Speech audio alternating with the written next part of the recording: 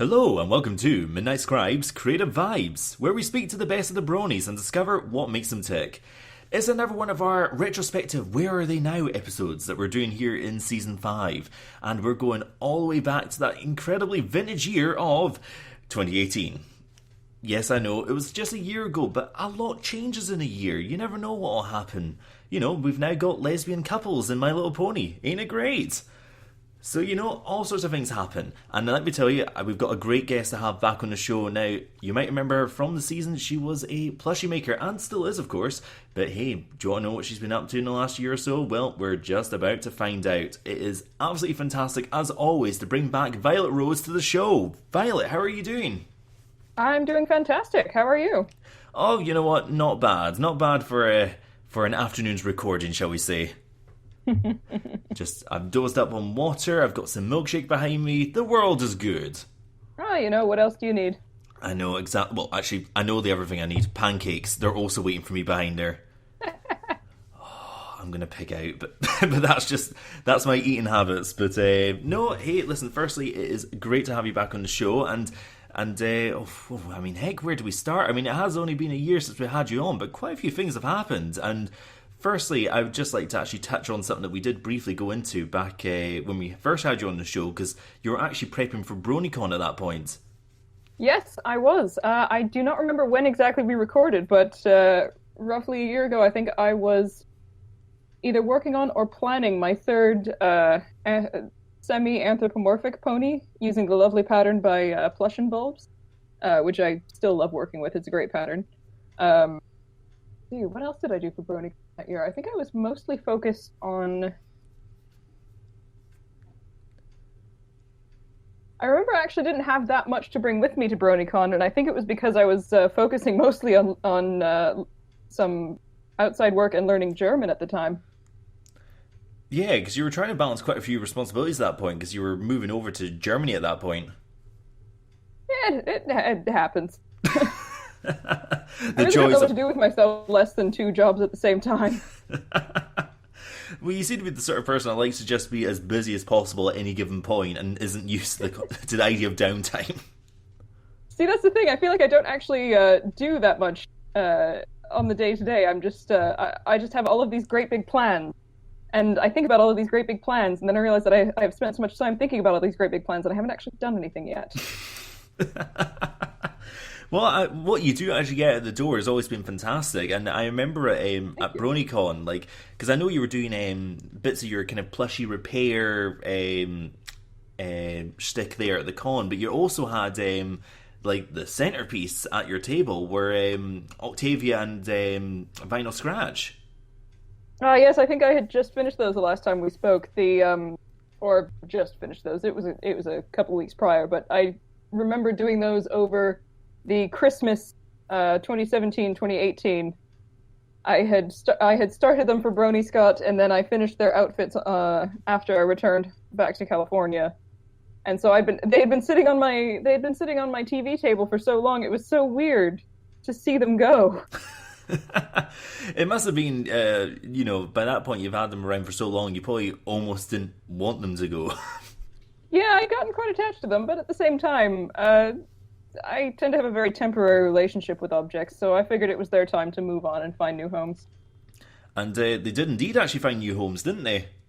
Yep, I believe I sold out completely at BronyCon, although, like I said, I didn't have that much with me, so it didn't feel like that huge of an achievement. Yeah, it's not like you had 100 plushies there. You had, I think, what was it? You had the two main ones, and then you had a couple of your lovely chibi plushies as well, I think. Yeah, I think I had the three big ones, one of which you saw me finishing the night before the convention, as is my typical practice. I realized that it at this point it feels wrong to leave that kind of time on the table when I know that I could be making something else. It feels weird to take the night before a convention off because I think, I could technically finish another project. But down that road lies madness. So these days I try to space my projects a little bit more responsibly. So yes, I had the three standing ones, which are about 1.5 feet tall, or what's that? Maybe 40-45 centimeters for our metric using friends. And handful of chibis. I think I had 2 Lunas and some Tempest ears, something like that.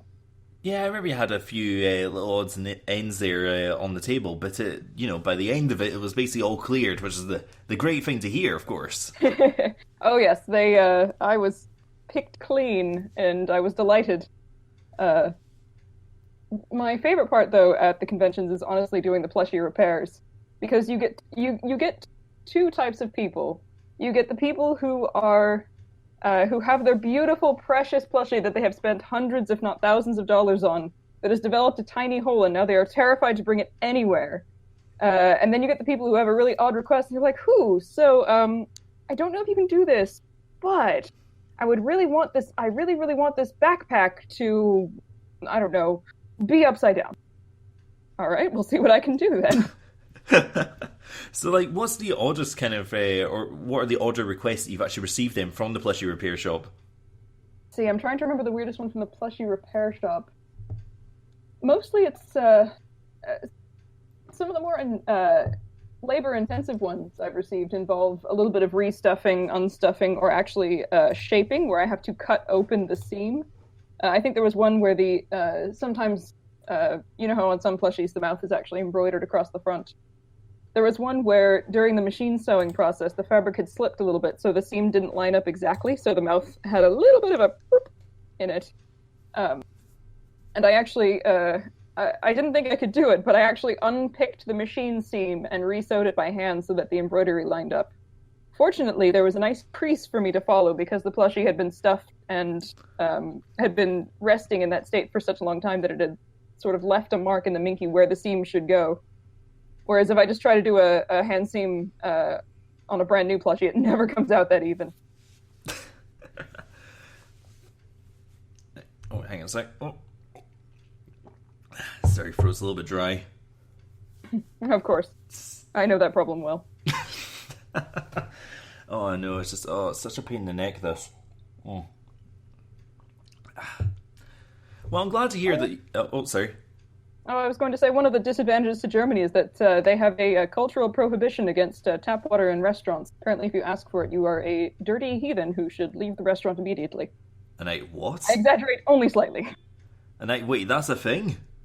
Yeah, I was very baffled by it at first because the only other place I'd heard of that does that is the Netherlands. But according to the people I spoke to, that it's considered an integral part of the restaurant's profits to order beverages, and the restaurants are convinced that if they serve water, nobody will order beverages.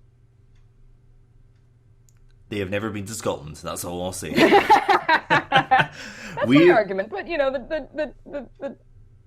the Germans can be a little bit rigid in their thinking on occasion. Like, there's a lot of, well, we've never not done it this way. Yeah, that's the same sort of attitude I see whenever I'm at work. You know, we don't know about this mysterious other route you've got. Why would we do it that way? It's something like that, yeah. On the other hand, I do appreciate that Germans tend to be, on the average, just a little bit more blunt than Americans or especially British people. So it's a lot easier to know where you stand. Yeah, at least there's no kind of blurred lines. It's just like you know precisely what's actually going on. It's not like you're trying to skirt around the issue. Exactly. They're a lot more clear and straightforward, and especially if this isn't your first language, it helps a great deal to not also have to navigate that layer of, well, what is the meaning behind the meaning of this sentence? I know, layers and layers and layers of it all. It's like an onion. But how are you actually settling into Germany? It's been extremely disorienting, but I think I am finally starting to settle in. Moving here at the beginning of winter from California was a real shock to the system. But now that we're moving into the summer, I think I'm more on familiar territory. And I find the long days to be very cheering. You know, the sun is up at, well, you'll be very familiar with this up in Inverness, but, you know, the sun is up at 4 or 5 in the morning and sets at 9 or 10 in the evening, and you get beautiful sunshine all day through. Oh, definitely. There's nothing like getting sunshine early in the morning as well, particularly if, you know, you've had a long sleep anyways. It can be quite pleasant to just see, you know, poking through the curtains. Yeah. My dad found that out the hard way the first time he visited me back when I was living in England. He's from Australia and of a latitude where the length of the day doesn't change that much. So the first time he visited me, he tucked himself in his hotel room and thought, "Oh, I'll wake up fairly early tomorrow. I want to hit the gym. I'll just leave the curtains open." At 4:30 in the morning, he woke up thinking, "Good God, why is there sun in my eyes?" Oh, your poor father. Yeah, he learned quickly. No, have them shut. Just set an alarm. It's better. Exactly. But no, I mean, I'm glad to hear that you're settling in well into Germany. I mean, particularly since, I think we commented on it when you were last on the show that you are a bit of a citizen of the world. You always seem to be jumping across to another country for some reason or another. It happens a lot. Oh, how long do you reckon you might be staying in Germany for before you end up going to the next country? Well, I'm hoping to settle down here, but my current visa lasts until January of next year. So at that point is when I'm going to have to evaluate and find a new plan. Well, hopefully I will have evaluated and come up with a plan significantly before that. But, that's my deadline.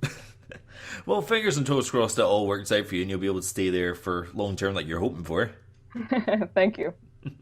And actually going a bit more back into the work you're doing, like, we were talking about the plushies at BronyCon and whatnot, but you've actually recently shown me, and I love the idea of this. I don't know quite what you call this, but I call her Icebox Vienna. That I like as I like that as a phrase.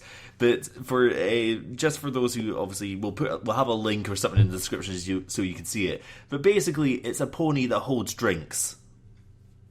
Yep, that was a commission from Philip, aka my boyfriend. He may have actually been intoxicated when he requested this of me, but he had long been possessed of the idea of a plushie that he could use to smuggle drinks into dry meetups. He is friendly enough with the organizers that he knew that it would not be that serious of a problem if he, snuck in some beverages for personal consumption. So he asked me if I could make a pony that could store a can in either the belly or the neck. And somehow this evolved into a 3-foot-tall pony. 90 centimeters by local measurements? Maybe a little bit more once you factor in the mane and ears. That has a storage compartment in her neck for 1 can and a storage compartment in her abdomen for 6 more. So you can carry around a pony with you. There's the best part of 1 meter tall that contains a 6-pack and an extra drink just in case you happen to be a bit dry. Yep. Apparently he tested this at the meetup in Cologne, the local name of the city I have trouble pronouncing to this day, but it sounds nothing like Cologne when you say it in German. He brought it in, and apparently it was everything he dreamed of. Everybody was extremely excited to see this pony that he could dismantle and take drinks out of. Oh, definitely. Well, listen, that's the sort of thing that I would definitely like to see more of, just because it is an incredibly novel idea, and it's executed extremely well. I mean, it's a fantastic looking pony, and you wouldn't have any clue whatsoever that the friggin' head comes off. Well, the advantage to her head coming off in such a fashion is that it also rotates freely back and forth. So if you notice a little bit of a separation between the head and neck, you wouldn't necessarily think it's detachable, just that it rotates, which it does. The head and neck joint is made out of a couple of pipes from the hardware store, which happened to also be a perfect drink holding size. Ooh. The midsection is made of some, I call it camp foam, but it's the, if you go to the sports store and buy the extremely cheap mat that goes under your sleeping bag when you're camping, it's what we used to use when I was in college and we did LARPing, live action role playing, and we used to make weapons out of it because you could cut it in different shapes and hit people with them and they'd still be reasonably soft and flexible and they wouldn't hurt too much. So it has just a touch of thermal insulation. If you put an ice pack in her, she would actually keep your drinks reasonably cold. Oh, listen, don't give us any more ideas. We're already in love with the concept of the fact that there's a pony plushie that actually holds drinks. That alone is enough to sell me on it. The slight disadvantage to the internal compartment is that the camp foam is not as rigid as I would have liked, so I can't stuff her very firmly. So she has a little bit, and she has a couple of PVC ribs just to hold her up. And so when she doesn't have a six-pack in her, she sort of wilts a little bit, and you see a rib running down her side, and you wonder if she's been fed recently enough. But the advantage to it is that even when she's full, she's actually way lighter than she looks, and she gives very lovely, soft, squishy hugs. And that's lovely. And it's such a novel idea as well. Like, you know, I've never seen anything like this before, so it's it's a fantastic experiment to see come to life.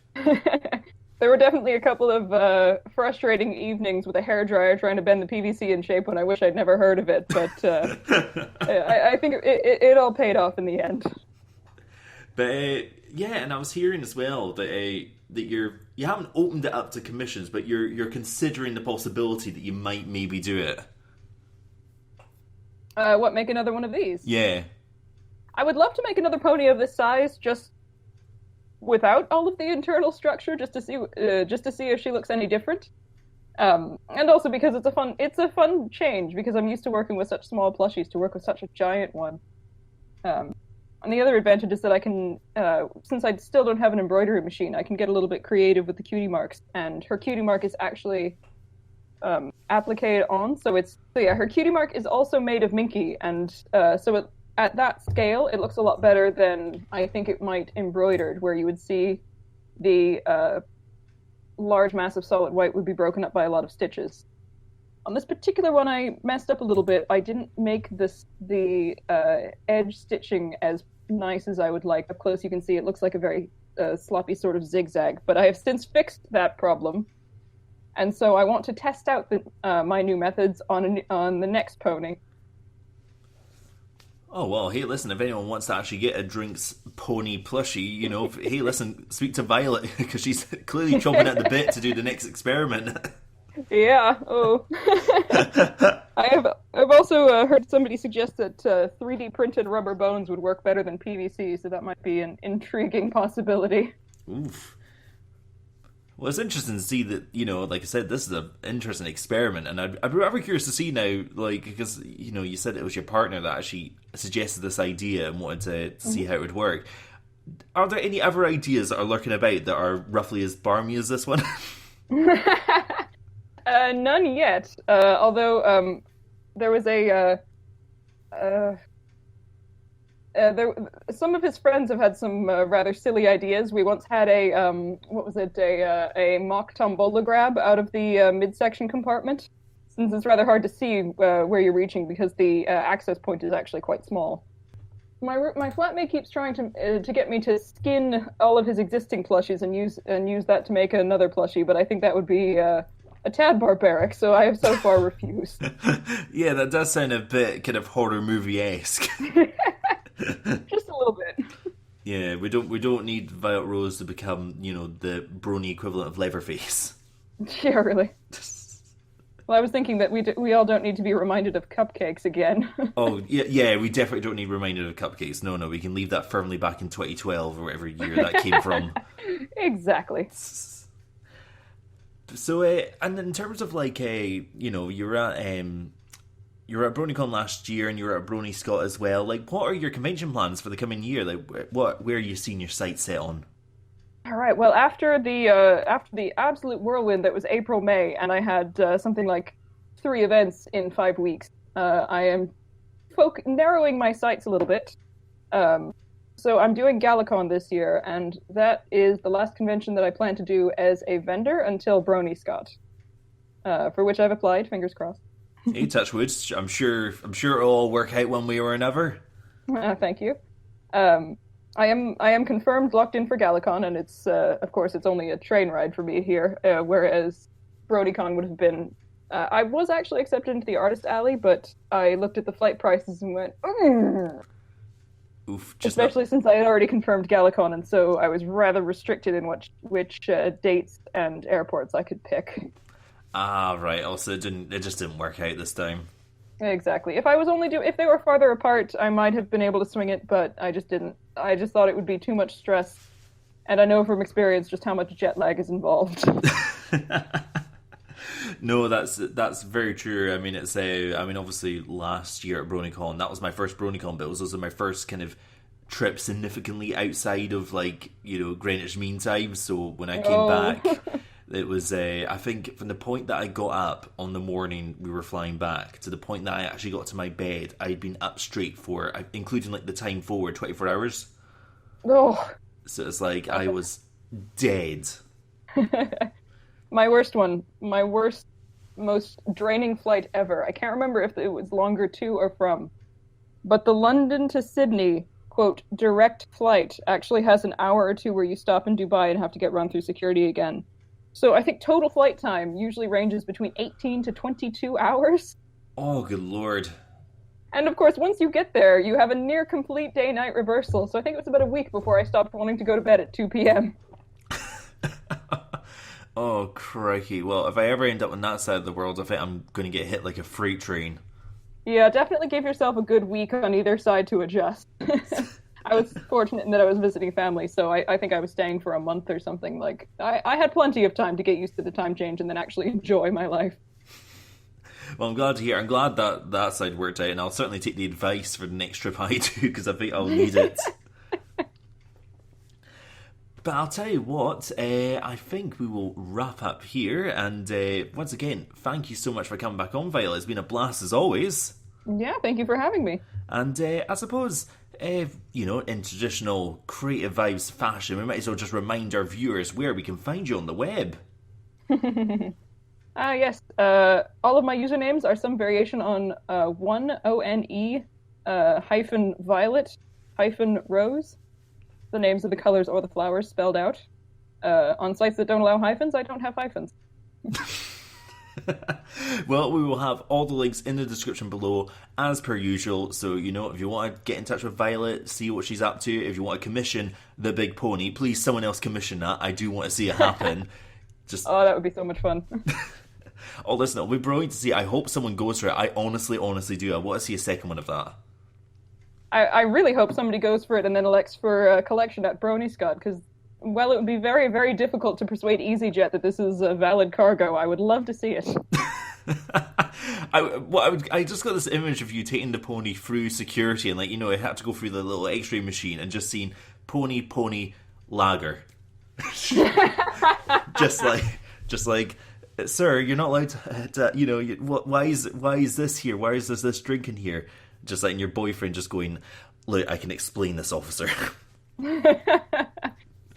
Oh, goodness. Well, she came back from the last meetup with, I think, some pages from a rather destroyed Bible that the boys found on the ground inside her storage compartment. So it wouldn't be the weirdest thing.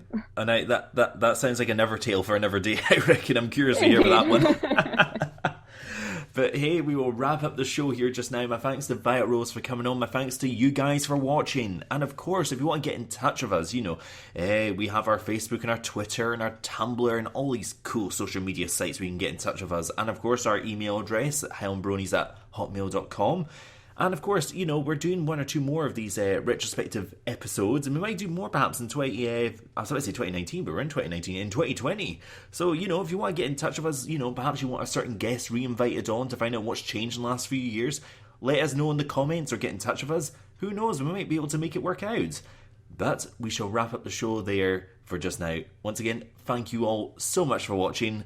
And you know what, as a little bit of a change from the usual please subscribe that I usually tend to do, I'm actually going to let Violet Rose see us out of the episode in the fashion that she chooses to. Oh, goodness. Go hug your plushies, everyone. They probably deserve it. That is a great sentiment. Hug your plushies, everyone. Show them love. They all deserve it. Take care and good night.